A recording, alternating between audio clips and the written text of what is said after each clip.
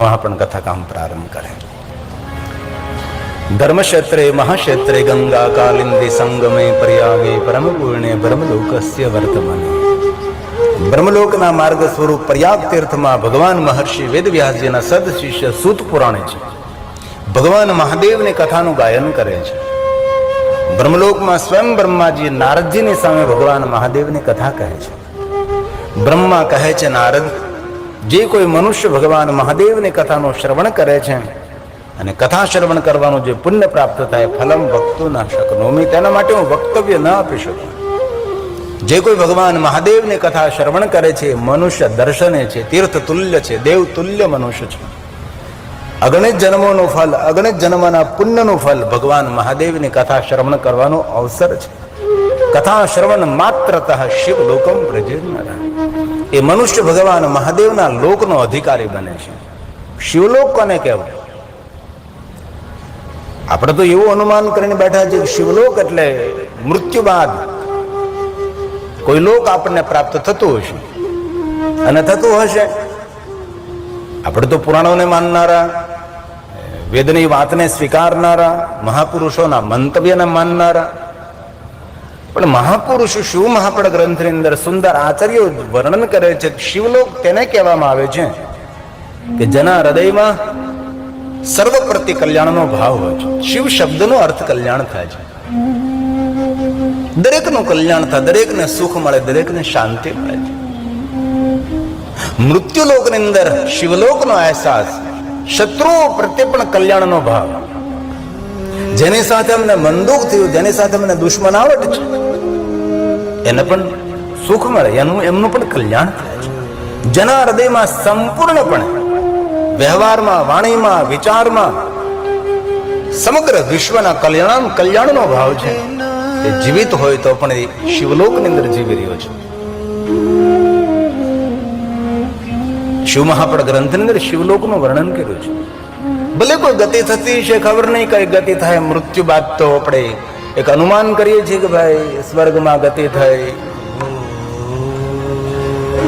વિષ્ણુ લોકમાં ગતિ થઈ, બ્રહ્મલોકમાં ગતિ થઈ, પણ મૃત્યુ બાદ હજી સુધી કોઈનો સંદેશ એવો દેખાતો નથી કે ભાઈ ચોક્કસપણે આપણને કોઈ સમાચાર મળે કે હું સ્વર્ગલોકની અંદર છું, હું દેવલોકની અંદર છું, સૂરલોકની અંદર છું, ઇન્દ્રલોકની અંદર હું, બ્રહ્મલોકની અંદર હું, શિવલોકની અંદર છું। કેટલી સુંદર સ્માર્ટ દુનિયા બની ગઈ। સ્માર્ટ મોબાઈલ સૌના હાથમાં છે, દુનિયાના સમાચાર આપણી મુઠ્ઠીમાં છે, દુનિયાના સમાચાર આપણે સ્માર્ટ મોબાઈલમાંથી જોઈ શકીએ છીએ। મૃત્યુ બાદ કઈ ગતિ થાય તેની ચોક્કસ પણ આપણી પાસે કોઈ પુરાવા નથી, અનુમાન છે। આપણે તો રોજ ભગવાનને પ્રાર્થના કરી કે ભગવાન કોઈ તો સ્માર્ટ મોબાઈલ લઈને મરે, જેથી કરીને ત્યાં જઈને કઈ ખબર પડે કે આપણને સેલ્ફી મોકલે કે ભાઈ આ સ્વર્ગ લોકમાં આવું છે, નર્ક લોકમાં આવું છે, પણ એ સંભવ જ નથી। બ્રહ્મા નારદને કહે છે, નારદ, મૃત્યુ બાદ કઈ ગતિ થાય છે મનુષ્ય જાતિ માટે એક અનુમાન છે। ભગવાન શિવજી દરેકની ગતિને પરમ ગતિ આપનારા ભગવાન મહાદેવ છે। બ્રહ્મા નારદને કહે છે, નારદ, આદરથી તમે ભગવાન મહાદેવની કથાનું શ્રવણ કરો। ભગવાન શિવજીનો મહિમા હું તો સંપૂર્ણપણે જાણતો નથી, નાંતમ દેવા વિજાનંતી ન ત્વે તદવર્ણયામહે, કોઈ પણ ભગવાન મહાદેવની કથાનું વર્ણન કરવું એ સંભવ નથી, હું પણ જાણતો નથી, પણ જે કાંઈ જાણું છું એ હું તમને કહેવાનો પ્રયાસ કરીશ। હવે બ્રહ્માજી બ્રહ્મલોકની અંદર નારદની સમક્ષ ભગવાન મહાદેવની કથાનો પ્રારંભ કરે છે। બ્રહ્મા બોલે છે કે હે નારદ, જ્યારે ભગવાન મહાદેવની કથાનો પ્રારંભ થાય છે, સર્વ પાપ ક્ષયો ભવે, એ મનુષ્ય જીવનના દરેક પાપોમાંથી મુક્ત બને છે જ્યારે ભગવાન મહાદેવની કથાનો પ્રારંભ થાય છે। હવે બ્રહ્માજી બ્રહ્મલોકની અંદર નારદની સામે ભગવાન શિવની કથાનો પ્રારંભ કરે છે અને આ શ્લોક બ્રહ્માજીએ ગાયો છે અને સ્વયં બ્રહ્મા બોલે છે। આપણા ધર્મગ્રંથો દેવલિપિ સંસ્કૃતમાં છે, આપણે આપણી માતૃભાષામાં કથાનું ગાયન કરી રહ્યા છીએ, જેની અંદર 7 સંહિતાઓ, 24,000 શ્લોક છે, દિવ્ય ગ્રંથ છે। મહાદેવના ભક્તો માટે શિવ ભક્તિનું માર્ગદર્શન આપનારો આ શિવ મહાપણ ગ્રંથ છે। બહુ સમય બાદ આ ગ્રંથને લોકપ્રિયતા મળે છે. વર્ષો પહેલા આટલી ભવ્ય અને દિવ્ય શિવ મહાપણ કથાના આયોજનો નહીં થતા હતા. ભાગે જવલે જવલે કોઈ કોઈ જગ્યાએ શિવ મહાપણ કથાના આયોજનો થતા હતા. પણ ખૂબ હૃદયથી પ્રણામ કરું છું. બ્રહ્મનિષ્ઠ સદગુરુ દેવ શ્રી હરિસંઘ સાહેબનો સંકલ્પ હતો અને તેમના સદ શિષ્ય જનકસિંહ સાહેબને કહેતા ગયા કે ક્યારે અવસર મળે તો ભગવાન મહાદેવની કથાનું આયોજન કરજો. તેમના સંકલ્પ માત્રથી આપણને આ કથા પ્રાપ્ત થઈ છે અને ભગવાન મહાદેવની કથા મોટી સંખ્યામાં કથાને શ્રવણ કરી રહ્યા છે. એક એક શ્લોક મનુષ્યને પુણ્ય આપે છે. એક એક શ્લોક ભગવાન મહાદેવની વંદના છે, ભગવાન શંકરજીની પૂજા છે. તેથી આદરથી, ભક્તિથી, ગંભીરતાથી કથાનું શ્રવણ કરો તેવી હૃદયને એક પ્રાર્થના સાથે मैं शिव महापण कथा का प्रारंभ करता हूँ. ब्रह्मा जी स्वयं बोल रहे हैं,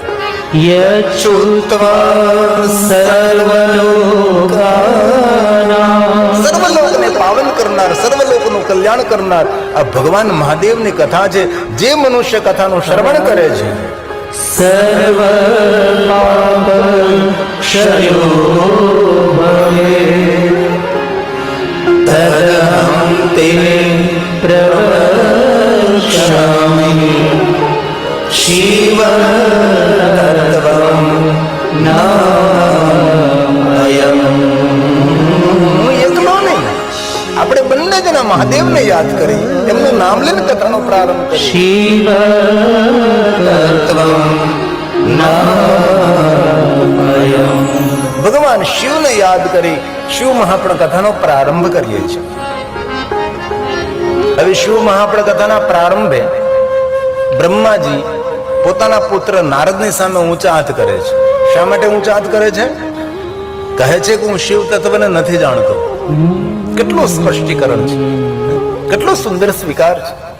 અને જીવનની મજા લૂંટવી ને તો જે વસ્તુ આપણે જાણતા નથી એ સ્વીકાર લેવું. મન ખબર નથી, ખોટા ગપ્પા મારીને વાતને ખોટી પાડવી એના કરતા જે વસ્તુની ખબર નથી, જે આ વસ્તુને આવડતું નથી, જેનું આપણને જ્ઞાન નથી, જેનું આપણને નોલેજ નથી, તે વસ્તુ પ્રેમપૂર્વક સ્વીકારી લે.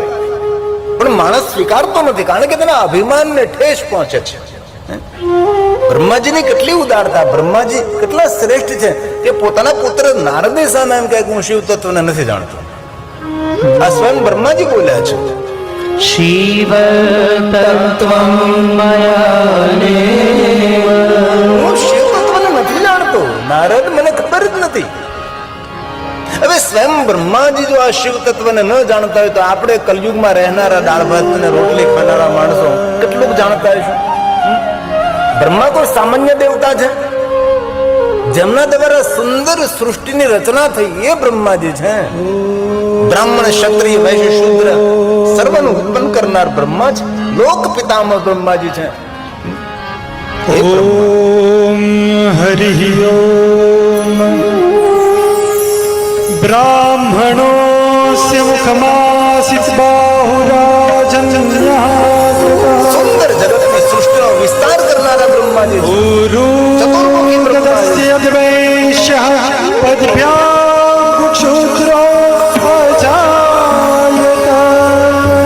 બ્રાહ્મણોસ્ય મુખમાસિત હરિ ઓમ.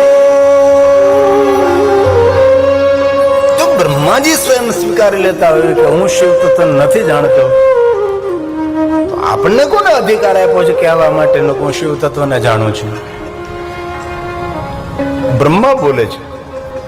આ શ્લોક બ્રહ્માજી બ્રહ્મલોકમાં ગાયા છે, નારદની સમક્ષ વર્ણન કરે છે. એક બાજુ પ્રયાગ તીર્થમાં સૂત પુરાણજી બોલે છે, ધર્મક્ષેત્રે મહાક્ષેત્રે ગંગા કાલિંદી સંગમે પ્રયાગે પરમ પૂર્ણે બ્રહ્મલોકસ્ય વર્તમને. બ્રહ્મલોકના માર્ગ સ્વરૂપ પ્રયાગ તીર્થમાં સૂત પુરાણજી ગાયન કરે છે. અત્યારે પ્રયાગની અંદર મહાકુંભનો પ્રારંભ થવા જઈ રહ્યો છે. અનેક સંતો, મહાપુરુષો બધા જ ઉપસ્થિત થવા લાગ્યા છે. દેશ વિદેશથી અનેક ભગવાનના ભક્તો, પુણ્યવાન સજ્જનો ત્યાં ઉપસ્થિત થશે. આ ધરતી પરનો મોટામાં મોટો આધ્યાત્મિક મેળો એ મહાકુંભ છે. 41 કરોડ થી લઈને 42 કરોડ સુધીનો સરકારનો અંદાજ છે કેટલા માણસો ભેગા થશે. કોણ વ્યવસ્થા સંભાળતું હશે, કોણ આ બધું સંચાલન કરતું હશે? અને ક્યારે અવસર મળે ને તો પ્રયાગ તીર્થની યાત્રા કરવી છે. આમ નામ છલાળામાં જ પૂરું થઈ જાય એવું ન કરવું, બહાર નીકળવું ક્યારે. ગમે એ રીતે પણ યાત્રા કરવી. ભારત દેશની અંદર એટલા બધા યાત્રા ધામો છે ને, આપણું જીવન પણ ટૂંકું પડે છે. મુખ્ય પ્રધાન જો યાત્રા કરીએ તો પણ આપણને સમય ઓછો પડે છે. ભારતના 4 ધામની યાત્રા કરી, હિમાલયના 4 ધામની યાત્રા કરી. હિમાલયમાં 4 ધામ જ નથી, હિમાલયમાં અનેક ધર્મસ્થાનો છે. આપણે ગંગોત્રી, યમુનોત્રી, બદ્રી ને કેદાર કરીને આવીએ, પણ પંચ કેદાર પણ છે, 5 કેદાર છે. એમાં તુંગનાથ મહાદેવ તો આ ધરતીનો ઊંચામાં ઊંચું શિવાલય છે.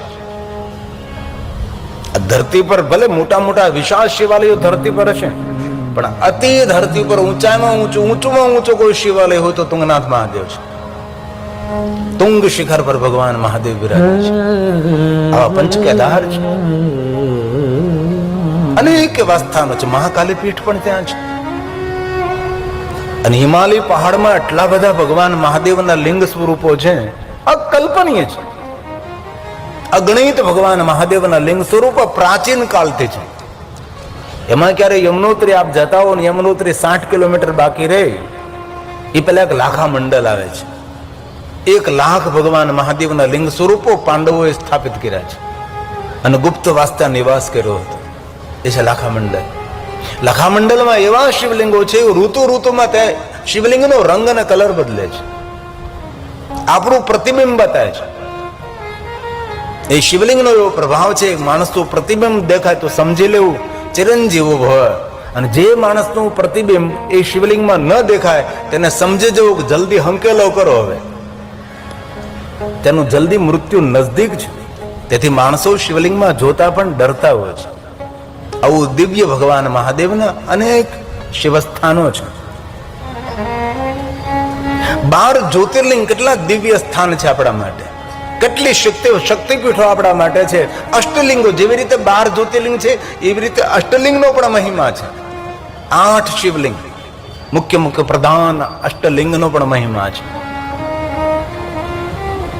ક્યારેક મહાકાલેશ્વર મહાદેવ જાઓ તો 84 મહાદેવનો ત્યાં મહિમા. 84 શિવલિંગ છે, 84 શિવલિંગોની યાત્રા છે. મહાકાલેશ્વર મહાદેવનું જે શિવલિંગ છે તેના કરતા પણ પ્રાચીન ભગવાન મહાદેવના શિવલિંગો, યુગ પ્રાચીન, કલ્પ પ્રાચીન ભગવાન મહાદેવના લિંગ સ્વરૂપો મહાકાલ વનમાં છે. શિવપ્રિયા શિપ્રા નદીના તટ પર ભગવાન મહાદેવજી મહાકાલ સ્વરૂપે બિરાજે છે. કાશીમાં તો એટલા ધર્મ સ્થાનો, એટલા શિવલિંગ સ્થાનો છે, આ કલ્પનીય છે. અત્યાર સુધીમાં કોઈ કાશીમાં કેટલા શિવલિંગો છે તેની કોઈ ગણતરી કરી શક્યું નથી. ગલીમાં ભગવાન મહાદેવના લિંગ સ્વરૂપો છે. અને અત્યારે જે કાશી વિશ્વનાથ મહાદેવનું આપણે પૂજન કરીએ છીએ એ તો અહલ્યાબાઈ સ્થાપિત છે. મૂળ શિવલિંગ તો આપણા સંગઠનના અભાવને કારણે જ્ઞાન કુવાની અંદર કટકા કરીને નાખી દીધું છે. એ તો અહલ્યાબાઈ નર્મદેશ્વર મહાદેવ લિંગની સ્થાપના કરી. અને ત્યારે જે આપણે કાશીમાં જઈએ છીએ, અને જે કાશી વિશ્વનાથ મહાદેવ છે એ નર્મદેશ્વર મહાદેવ છે અને અહલ્યાબાઈ દ્વારા સ્થાપિત લિંગ છે. અરે અહીંયા બાજુમાં સોમનાથ, કોઈ શિવ પૂજા કરતું હતું તેને મૃત્યુ દંડ મળતો હતો. આપણે હું મોટી વાતો કરીએ છીએ. કોઈ પ્રભાસ ક્ષેત્રની અંદર કોઈ મહાદેવની પૂજા કરે તત્કાલ તેને મૃત્યુ દંડ આપવામાં આવતો હતો. એ તો લાખ પ્રણામ છે અહલ્યાબાઈને, મહાન શિવ ભક્ત અહલ્યાબાઈ. જ્યાં જાતી હતી ત્યાં શિવલિંગ હાથમાં લઈને જાતી હતી અને મોટા લશ્કર સાથે આ પ્રભાસ પાટણની અંદર ભગવાન મહાદેવના લિંગ પૂજાનો પ્રારંભ કરાવનાર ઇન્દોરની મહારાણી અહલ્યાબાઈ છે. शिव के दीप जलाए जा रही, ये अहल्याबाई. शिव के मंगल गीत वो गा रही. जहाँ અહલ્યાબાઈ ગયા ત્યાં ત્યાં લિંગોની સ્થાપના કરી છે. आज भी जीवन પરમ શિવ ભક્તો ઉપાસક શિવલિંગને સાથે લઈને યાત્રા કરનારી મહારાણી અહલ્યાબાઈ. माहल्या देवी को प्रणाम है माहल्या देवी को प्रणाम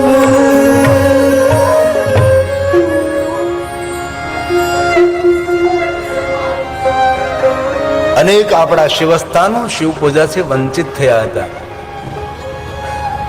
ઘણી વાર કથામાં કહ્યું કે રાજસ્થાન વાગડ વિસ્તારની અંદર એક અમરાપુર અર્થુના, જેનું મૂળ નામ છે અમરાપુર, પરમાર રાજાનું રાજ્ય હતું. અત્યારે ભ્રષ્ટ થતા અર્થુના થયું છે. એ રાજા એવો શિવ ભક્ત હતા કે રોજ એક શિવાલય નિર્માણ કરતા હતા અને રોજ એક શિવલિંગની પ્રતિષ્ઠા કરવાની. અસંખ્ય શિલ્પકારો રોજ શિવાલયો નિર્માણ કરતા રહે. રાજા રોજ એક શિવલિંગની સ્થાપના કરે. દૂર દૂર નજર કરો ત્યાં સુધી ભગવાન મહાદેવના શિવાલયો છે. આ ગણિત શિવાલયો છે. પણ દુઃખની વાત એ છે કે આપણા સંગઠનના અભાવને કારણે બધા શિવાલયો છિન્ન ભિન્ન થયા. એક પણ શિવલિંગ અખંડ ન રહ્યું. બધા શિવલિંગો ખંડિત થયા, મૂર્તિઓને વિકૃત કરી.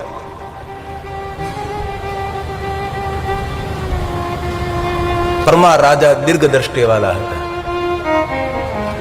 અમુક શિવાલય એવા નિર્માણ કર્યા છે તેનું ગર્ભગૃહ પાણીમાં ડૂબેલું હોય છે અને પાણીના તલે એ શિવલિંગ સ્થાપિત કરે.